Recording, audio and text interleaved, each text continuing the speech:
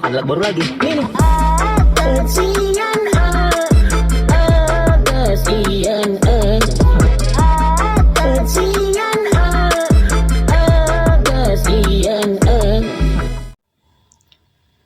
Menurut WHO, di tahun 2021 ada sebanyak 1,6 juta orang meninggal akibat kasus penyakit tuberkulosis atau dikenal dengan TBC. Miris tidak? Ayo mari kita sama-sama akan membahas apa sih penyakit TBC itu. Baik, sebelumnya perkenalkan, nama saya Herlisa Telombanua dengan NIM 2202011013 dari Universitas Muhammadiyah Riau.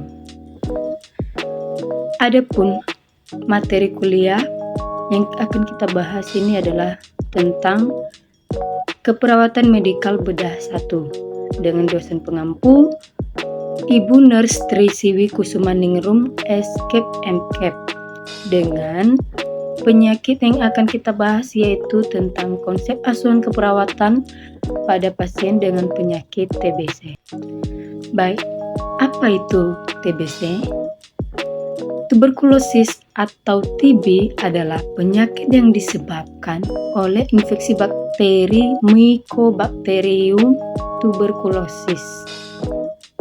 Bakteri tersebut akan masuk ke dalam paru-paru kita dan akan mengalami sesak napas disertai batuk kronis. Penyakit TB ini dapat menular dan menyebar ketika si penderita mengalami batuk ataupun bersin. Baik, apa sih penyebab TBC ini?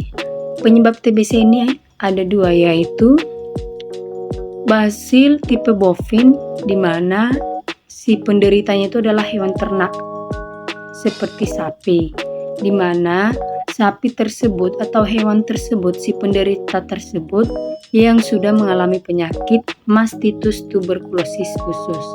Dan yang keduanya adalah basil tipe human, di mana basil tipe human ini adalah si penderitanya itu adalah manusia, di mana bisa di bercak, ludah atau droplet dan di udara yang berasal dari si penderita TBC dan masuk ke dalam paru-paru, berkembang dan bertahan sampai bertahun-tahun.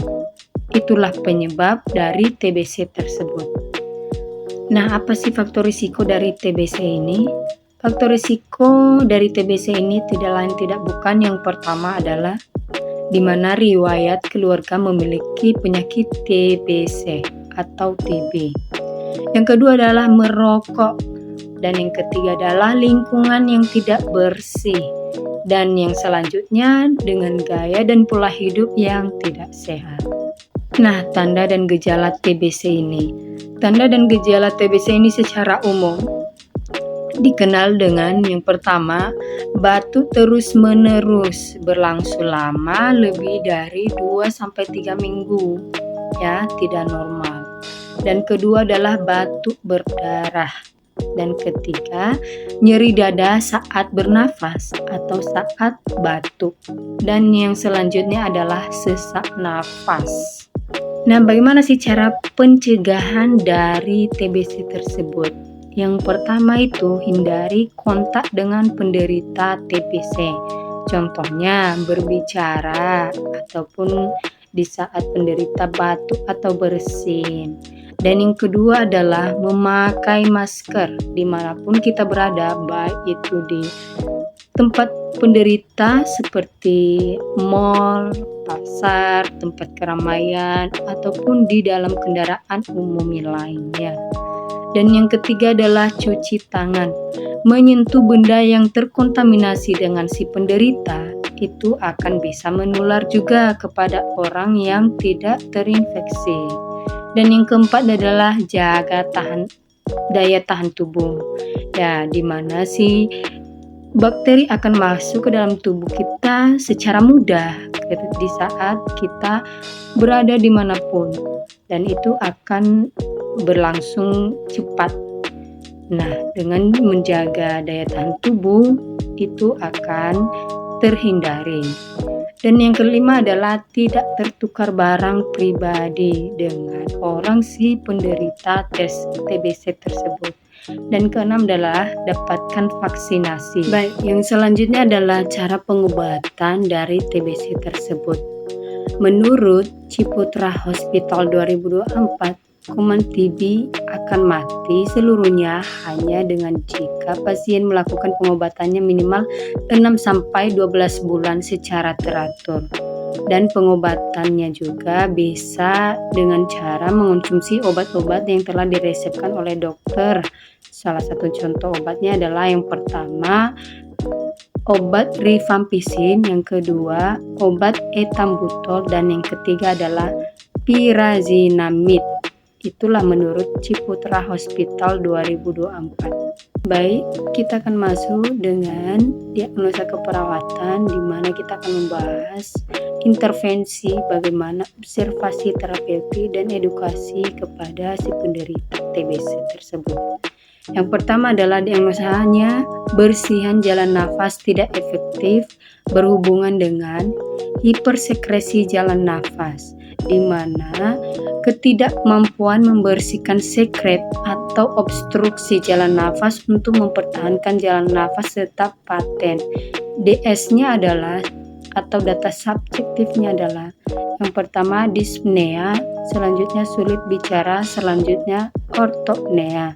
Sedangkan data DO-nya atau data objektifnya adalah yang pertama batuk tidak efektif, tidak mampu batuk, sputum, dan frekuensi jalan nafas berubah.